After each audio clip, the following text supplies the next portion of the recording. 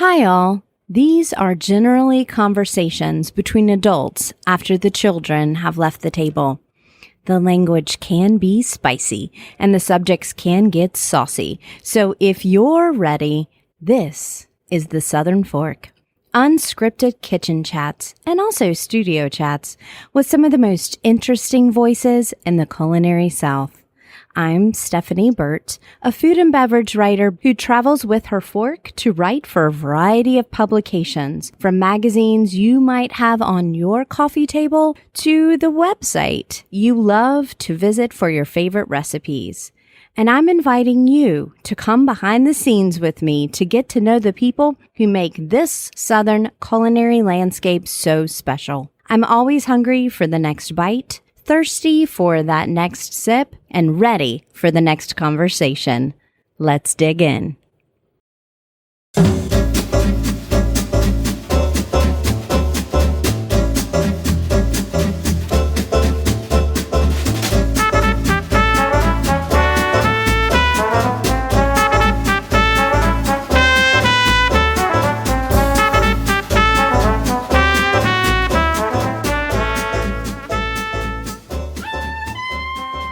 The Southern Fork is proud to say that once again, the presenting sponsor for Season 8 is Townsend Automotive in Tuscaloosa, Alabama.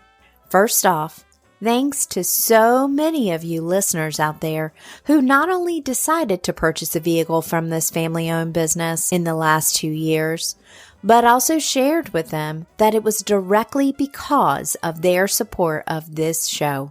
That's what community, even in our virtual format, is all about. Second, Townsend Automotive, celebrating 49 years serving West Alabama, has been extending its reach so that you don't even have to be in the Tuscaloosa area to purchase a car from them. Nationwide vehicle delivery service is available for Southern Fork listeners, and it's something that makes buying just the right new or certified pre-owned vehicle even easier. Visit townsendhonda.com for current inventory. Or, of course, if you're in West Alabama, stop in. Townsend Automotive always salutes local entrepreneurs, from restaurateurs to podcasters, and they welcome you to be part of a community that does the same. One thing that's wonderful about a life in cooking is that the path doesn't have to be straight and narrow. Chef Noah Whritenour of Stevedore Bakery in Savannah, Georgia, is a New York native. Graduated from Johnson & Wales in Rhode Island, has worked in kitchens all over the country from Martha's Vineyard to Colorado, and honed his craft mainly on the savory side of things. However, the sweet side of the professional kitchen kept calling to him, and he finally decided to commit to pastry a few years ago while at Husk Savannah. He leaned hard into the practice and landed the role of Executive Pastry Chef of the Thompson Savannah Hotel, and there, along with Culinary Director Rob Newton, opened the Stevedore. Each day, he and his team create flaky croissants and various other treats, dig into the science of sourdough as it relates to the Savannah climate, and use local ingredients as inspiration to create breads and pastries that often have a taste of Southern soil. He's at the perfect point in his pastry career to share some tips about setting yourself up for baking success. So we focus on that here. Well, that and some country ham and tinned fish too. Welcome to the Southern Fork, Noah. Thank you for having me. Yeah, well, thanks for feeding me so well. I have to eat breakfast upon immediate waking in the morning. And that's not always an exciting thing when I'm doing these trips because I'm always like scavenging inside the room fridge for what I brought back the night before and like eating half a steak or something. But I gorged myself on French pastries yesterday. So I appreciate you feeding me so well during my stay here in Savannah. How long has the bakery been open? So we opened last June, so a little over 6 months now. Okay, and how long have you been a baker? On and off for about 3 years throughout my career. Kind of in the past 2 years, really come to focus on baking and doing pastries and desserts. To be honest, the majority of my 10 years of cooking has been more on the savory side, but I've always kind of had my hands in the sweet side and the baking anywhere I've worked, anywhere I have been. So it just kind of... Do you like the chemistry of it? Do you like the precision of it? I mean... Absolutely. I was always into science as a kid, so the reactions of it, the science behind it, the scaling and being precise it all comes together with baking and doing pastry. And are you talking about the scaling of weighing things or the scaling of changing recipes and making them larger volume? Both. Yeah. I mean, both aspects of. So I know a lot of Southern Fork listeners know that I love baking, and they know that actually I bake a good bit at home, and they do too. We have a lot of home bakers that listen to the show, and a lot of pastry chefs too.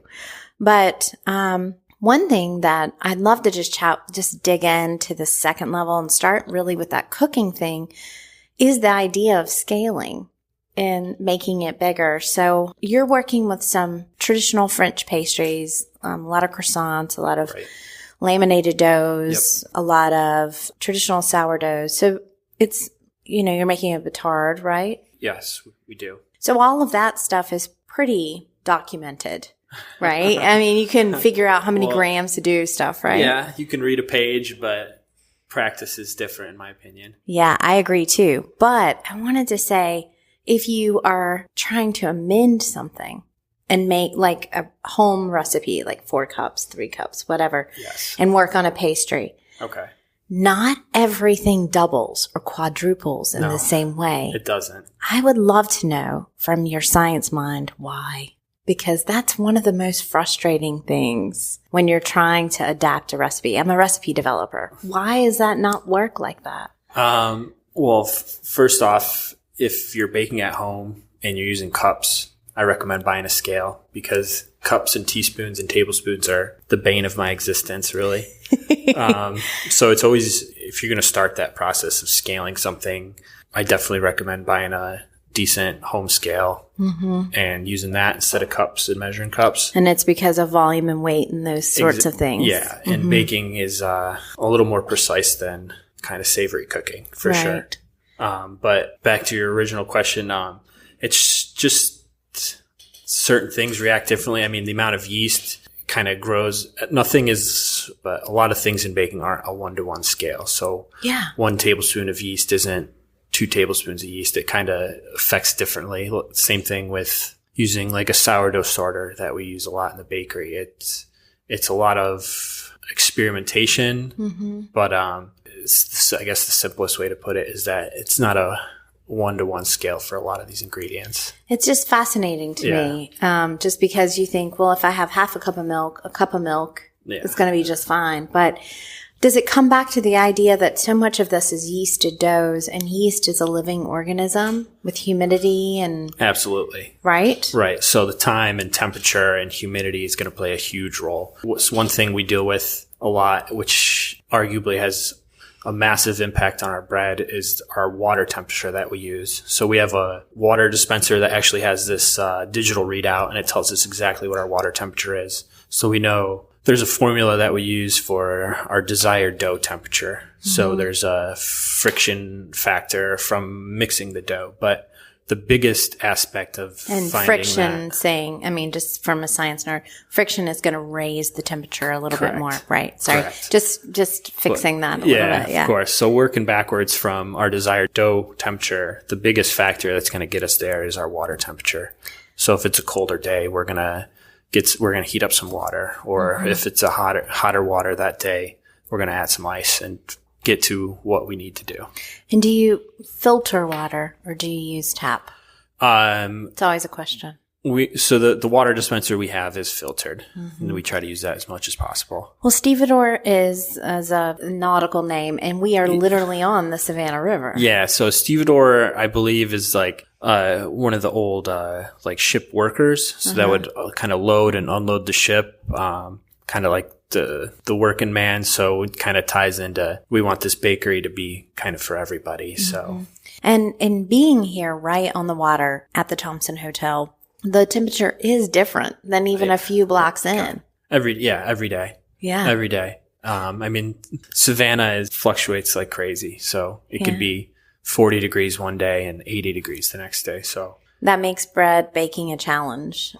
So there's, I call them, critical control points, and making sure everything is the right temperature is definitely one of those critical control points. Practice wise, if you can read a recipe and stuff, but practice, and you've been doing this for 3 years, there is something that we can't articulate about that practice. Just like if you're practicing being a figure skater or anything that is a craft and an art. Did you have a thing when you finally decided, I'm focusing on pastry and bread, I'm going to clock in with this, and you had that moment where kind of your brain opened another pathway and you got it in a different way? I don't know if there was like an aha moment for me, but I guess since I've been cooking, I've always tried to keep my hands in everything in all aspects. So I guess there's always been a little bit of that avenue that's been open, but there was I'm done working the line and doing that. This is what I want to focus on.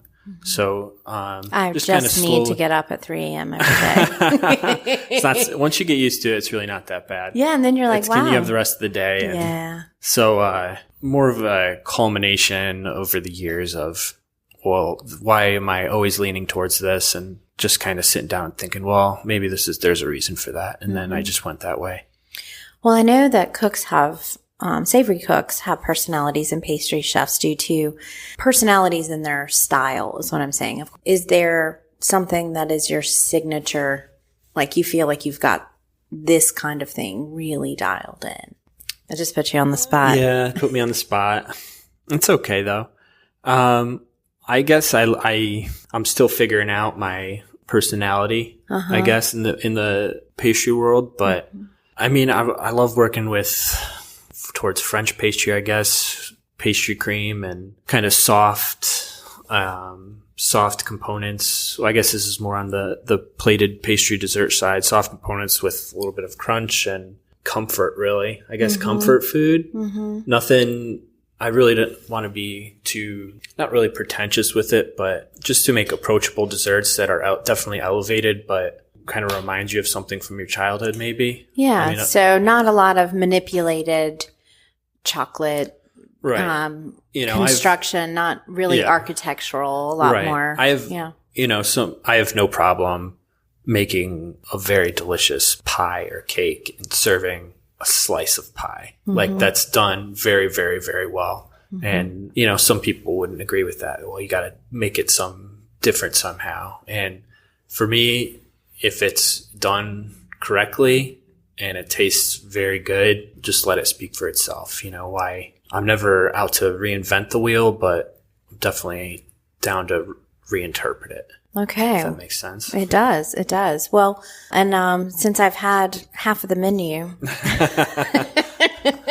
I think I came in yesterday. I have to just tell you the story. I came in yesterday morning, and if I actually come into your restaurant, I am usually by myself. And so on this trip, I'm not by myself, but in this morning I was, and I will order a lot of things because I want to know what the restaurant is about. And I am doing this, and I won't probably finish all of it, but I will get in there. Right.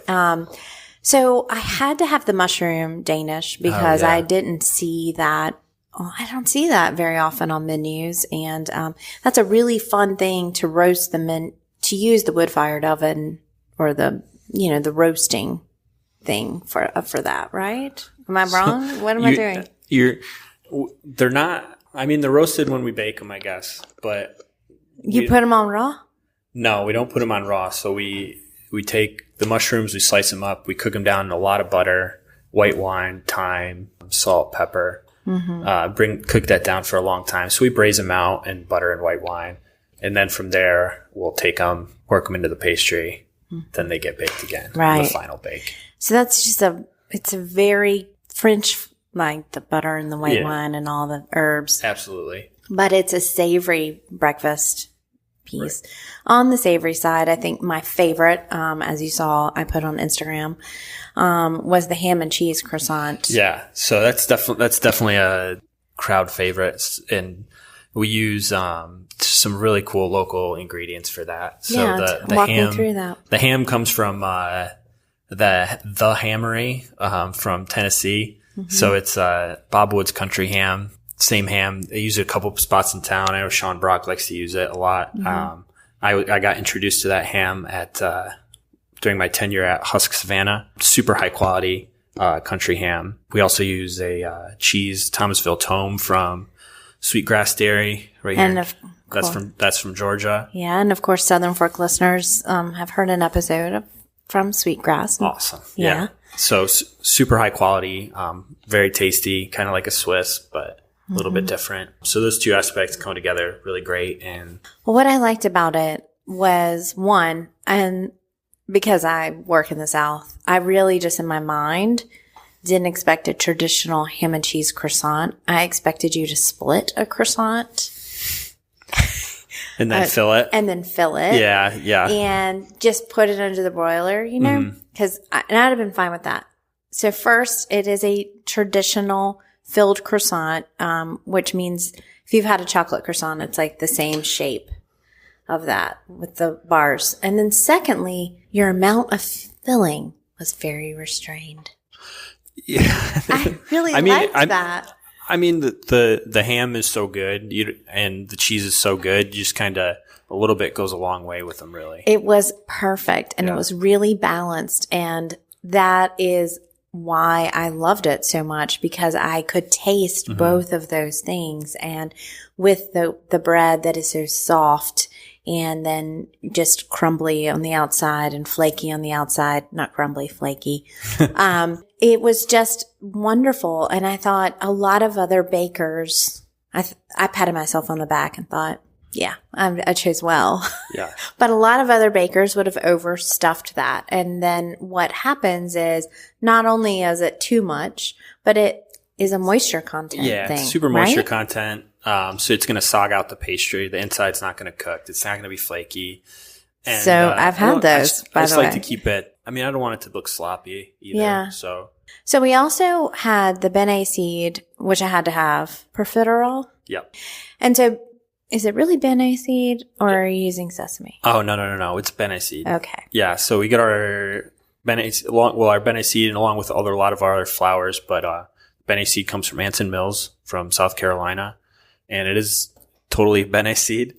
I have to ask that, it's a greenwashing, it's an heirloom grain washing thing right now. So truth in menu, big deal for me. Mm-hmm. So it is a Bene seed from Anson Mills, and we get a few other things from them as well. We get we use a rye flour from them. We get a buckwheat flour from them, Carolina Gold rice flour. And what do you use the Carolina Gold rice and flour in? The rice flour, we actually cut it with some AP flour, and we use that for dusting a lot. We dust our banetones with it. We dust our cruches with it because the rice flour doesn't absorb as well into the dough, so it kind of helps not stick to those things. There's so much in baking. And if everybody says, okay, well, I've seen that. I know what a French baguette is. This is what it looks like, whatever. But you mess with the percentages. You mess with the temperature. You cut in the different flours, Yep. And so it's highly specialized. It's almost like whiskey making. Oh, yeah. Because your whiskey making is just grain, water, yeast, and a barrel and time.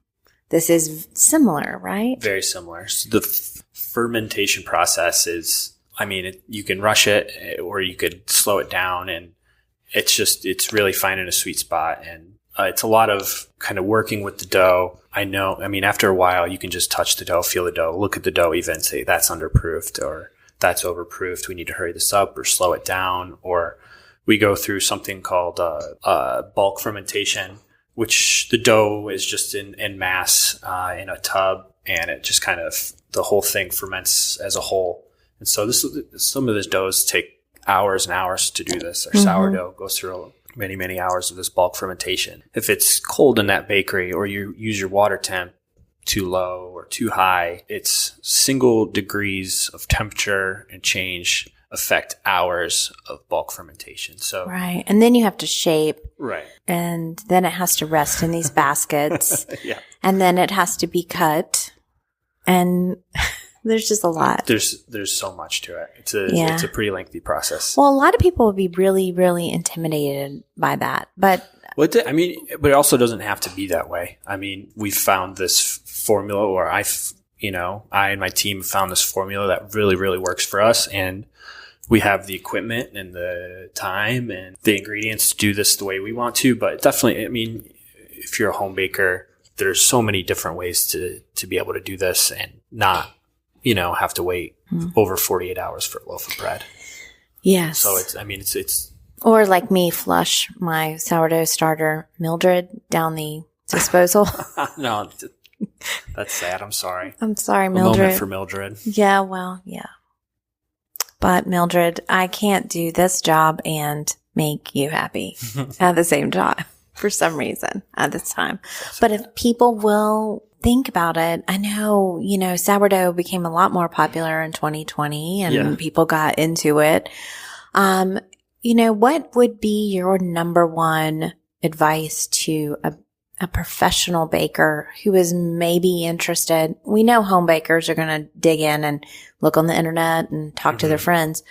But if somebody is interested in becoming a professional baker, right. And the South is really opening up to that. There's a lot more opportunity than even a decade ago. How would they begin? Something simple, especially if you're in the South, is do your research on what kind of flour you're getting. There's a lot of artisanal flours around in the South. There's a lot of grain grown in the South, so maybe that's probably why. But find yourself just a nice, high-quality flour to start with, because that's going to make a world of difference, because a nice, freshly milled flour is going to be a lot more alive, so there's going to be a lot more microorganisms on that flour, which is going to help your sourdough out a lot. So just starting with a high-quality, local flour will put you on the right path. And you can buy a grocery store flour and then begin to cut that in and ratio to play with it. Absolutely. To kind of learn. If you're starting out your sourdough starter, by no means do you have to be using very expensive high, flour to feed that starter every day. Get yourself a grocery store AP flour and use that, because it can get very expensive if you're not, using your discard every day. If you're throwing away your discard and not kind of using that somehow, it's almost a little discouraging, because you are kind of throwing away a lot of it every single day. Just feeding your starter. But for your bread production, definitely find something a little more high quality. And find a recipe that you like and make it over and over and over again before you decide to experiment, right? Correct. Yeah. Get some muscle memory down. Figure out how to shape your bread. Figure out what it looks like when it's proofed or underproofed or overproofed, and do it over and over again. Yeah. Absolutely. Same thing. Yeah. And then before you start to plug and play. Yeah. Then you kind of understand the chemistry of it in a different way. Yep. Right? Well, it's exciting to know that you're really at that first notch of a new journey, right? And that's what's so fun about cooking. Yeah. Is that it's a lifelong learning process. Absolutely. So what are you hungry for? What is percolating for you? There's an experiment or something you're interested in right now? Well, it's definitely a journey. I mean, the way Stevedore looks now and what our menu is now is nothing compared to what we started off with, what we thought was going to work, what we thought Savannah was going to like. We kind of really had our eyes open by what was selling, what wasn't selling. One thing you kicked off that you just really was like, oh man, I'm sorry to see this go. So me and Chef Rob, who is the culinary director. The culinary director, yeah. We were super into like tinned fish and tinned seafood, and like, we're Stevedore, we're right on the water. People are gonna, get a crusty baguette, get some tinned fish, and some good butter. Some great, we were making our own cultured butter, and just nobody went for it. We were eating all the tinned fish ourselves, which is good. Which is good. It was good Your for us. Your skin was really glowy. Yeah, our hair and skin, fantastic. But, unfortunately, it wasn't translating to numbers and dollars. It's hard. I know. It's hard to sell people on the idea. Like, 'cause sardines were what your grandfather ate on a fishing trip. Yeah. So, tinned fish is just another word for we know what that is, and we don't want that. It's so good, though. I mean, if you're oh my gosh, there's gotta try everything once, I guess. Yeah, but good crusty baguette, a nice culture butter, really, really crunchy, flaky salt. Yeah. And tinned fish with a little bit of lemon on it. Right. So that's a gourmet lunch. Yeah, we had this whole menu just for that, and a few weeks in, I think we had sold maybe 2 of them. And it was our friends that had come in. We're like, you should try this. So they were nice enough to order it. But yeah, it didn't last long. It was fun though. So the menu is still evolving? Yeah, every day. Either I or one of the bakers, hey, can we try this? We put a small batch together, and if we like it, we'll work on it. If, okay, maybe this is a good idea in our mind, but maybe not so much in practice. But, so there's always new stuff coming on. Always new stuff coming on. Yeah, that's good. Yeah. Well, and you have all the top equipment, and you have kind of a way to be like, Noah, go do what you do. Yeah. I'm super lucky for that. Yeah. To have because we are part of the hotel. So Hyatt Hotel paid for a lot of equipment that didn't come out of my bank account, and I feel very, very fortunate to be a part of that and kind of pretty much let me make what I want to make. And that's such an important thing for a creative. I think a lot of people say they want to do that when they partner with someone in the culinary world. And then as things happen and real estate goes up and they want to kind of mess in that menu, and it's really hard, but it's a joy. Those of you out there with money that feel like you want to invest in a restaurant or invest in a concept, realize that you are investing in that person's creative process. Absolutely. And you need to give them room to have that process. And sometimes they have to mess up. And sometimes just because you don't like mushrooms doesn't mean that you shouldn't have a mushroom Danish, right? Agreed. Yeah. Yeah. Not to say there aren't benchmarks and stuff we have to hit, but, for the most part, it's very lucky to be creative with what we do and what I do, and get to go in there every day and be inspired and inspire others. And it's fun. Yeah. And then watch large tankers come by. Yeah. Yeah. Still, you're like, there's my TV. It's getting delivered. It's my 4th year in Savannah, and it doesn't get old. What is one aspect of your job that really meshes like a puzzle piece with an aspect of your natural personality? So, kind of what we just spoke about, being able to be creative. I think I consider myself kind of spontaneous. So if I think of something or somebody has an idea, we're able to execute that idea that day or the next day. So being able to try new things and be spontaneous, I think really is a huge part of why I like what I do. Not something that usually goes along with a pastry chef. Spontaneity and pastry. That's a nice combo, though. It's a nice combo. It gives you a really fun, creative point. Yeah. Pivot point there. It's nice. And we try it out. We work it into the system. We figure out the formula, and then we go from there. So it kind of works together. It ties in. Yeah. Just in case you didn't know, cooking is math. It's baking. Well, baking is a lot of math. Baking is a lot of math. Baking is a lot of math. So, okay. Quick fire. One thing keeping you up at night. Well, I just recently became a dad, so congratulations. Thank you. My 3-month-old daughter does a pretty good job at that. Yeah. Yeah. What's her name? Laurel. Laurel. It's a beautiful name. Yeah. It's a beautiful name. And now she's a Savannah native. She is a Georgia girl. Yep. Georgia Southern Belle. That's right. Well, I'm so excited to have this chance to sit down with you. Part of the joy of having you on the show is that I get to reserve this question for you. And this is my magic picnic basket question. And with a magic picnic basket, I can time travel. I can go back and ask anybody to make just one more bite of something you'd really like to try. I can source for you, and I can cook a little bit. I cannot laminate dough. I have worked in a bakery and practiced laminating dough, and they put me back on another task. No.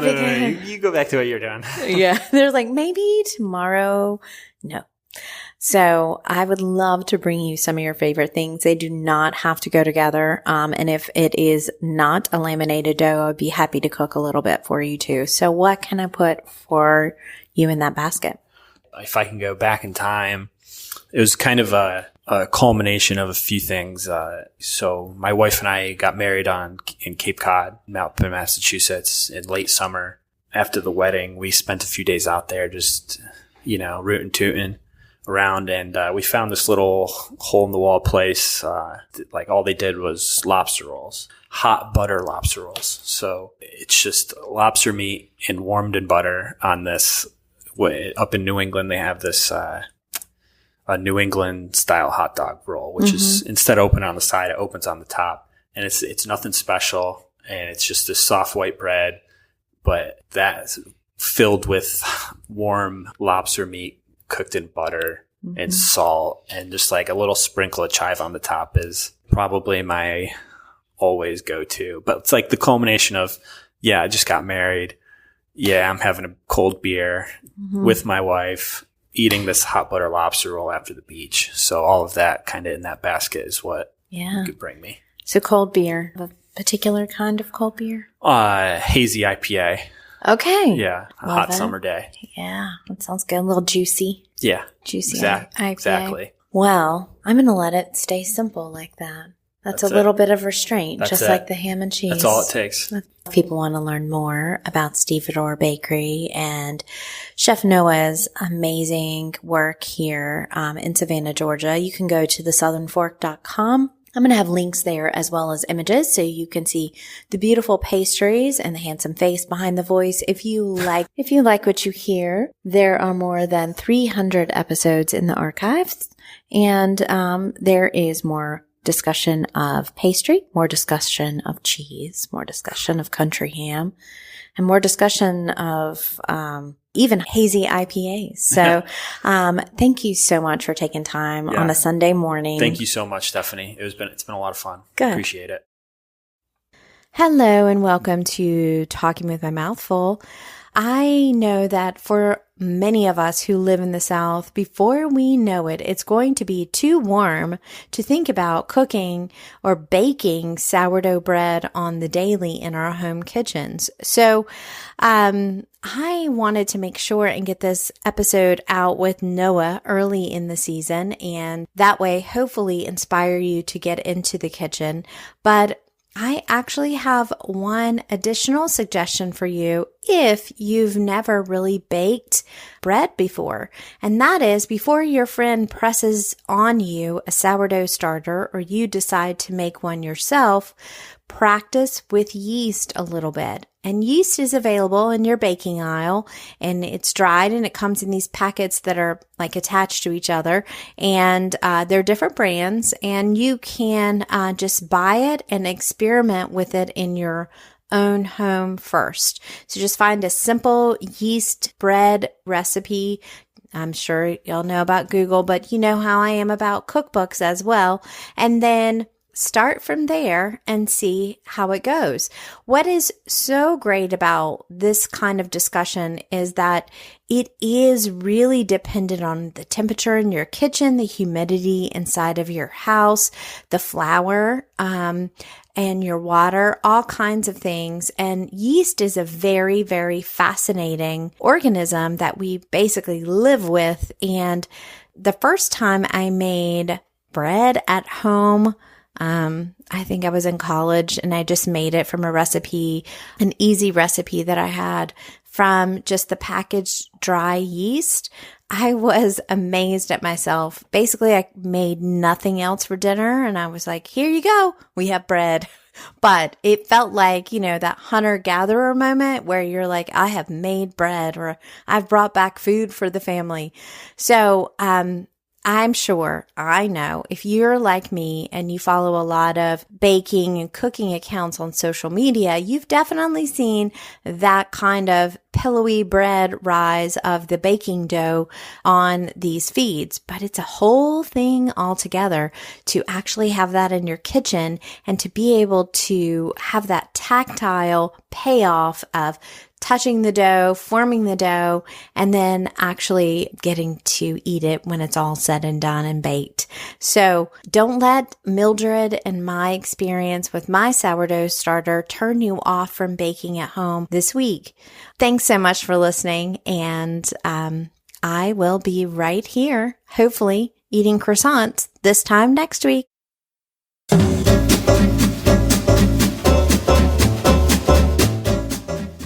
You've been listening to The Southern Fork.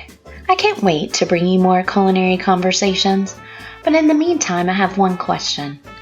Are you going to eat all that?